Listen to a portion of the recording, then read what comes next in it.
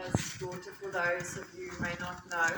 And I'm just going to read a little message from my sister Sonia. She unfortunately couldn't be here today, but she sent me something to read, and then I'll also just be reading something from my heart as well. Let me just read it here for you. So, dearest Granny, we are all because of you. You were the bravest and kindest person that I know. Too kind for this world, actually. The most considerate and calm temperaments. Your talents were so many they could outlive many lives. A singer, painter, florist, poet, and entertainer. You far succeed them all, Granny. You are Proverbs 31 personified. Thank you for the privilege of having you as a granny for 33 years. Wow, I am blessed. And I just wanted to also share something. I've also just had such a privilege of knowing Granny for almost 31 years. And I always refer to Granny as my legendary Granny. For me, she was a legend, a pioneer. I absolutely looked up to her throughout the years because that's what she is. Her legend still lives on in all the lives that she has touched. And if I had to describe in words what Granny meant to me, we would be here a long while, quite a while. But using a ring as a symbolic image of Granny, she was an invaluable gem, a clear, brilliantly cut diamond, bringing a special light to many lives.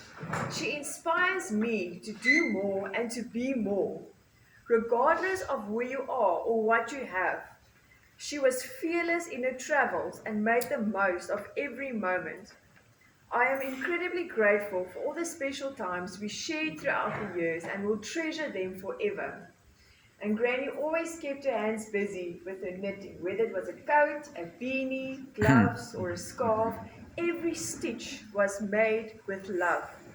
Her beads also kept her busy, and with every visit or trip to us, we had to go to a bead shop and to a wool shop. One of my fondest memories was when Granny came to stay with me whilst my parents went away overseas for a month. I had to do some workshops for my dad with the bucky and the wooden pallets. And Granny would come with me in the bucky and she'd bring her knitting and we'd go from factory to factory picking up pallets and dropping off pallets. And she'd be knitting in the bucky with me and we'd be listening to Aris Gia and talking. And 10 o'clock was tea time and Provitas with Granny.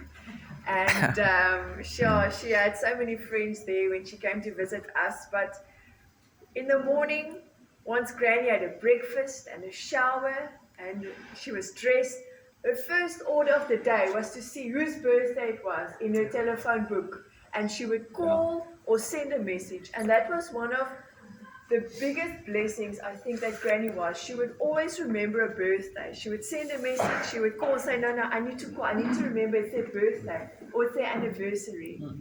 And that telephone book was one of her lifelines that she traveled with and made sure she remembered the birthdays and anniversaries.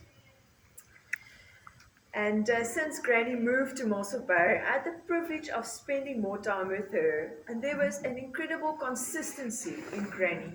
No matter the weather, she was always joyful, positive, and kind. She helped where she could, whether it was picking up people for church every Sunday, taking friends to doctor's appointments, handing out beanies, or doing the weekly flower arrangements at church. Throughout her life, the Lord was her solid rock and her daily source of which she boldly shared her faith. She would speak of how good the Lord was to her. And there was an incredible grace and favor which surrounded Granny throughout her life. The gem of who Granny was set in a precious ring of pure gold. Her heart was pure and kind, never speaking a bad word of anyone. And if she was stubborn, it was in the best way possible to help other people. Granny's bold faith will be one of the most special aspects of her life. And also set in this beautiful golden ring with a gem of Granny, or smaller diamonds, which represent her patient, caring, giving, and loving nature.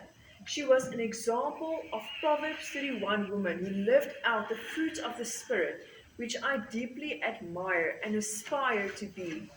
The Lord blessed her with talents, which she used to bless others for His glory.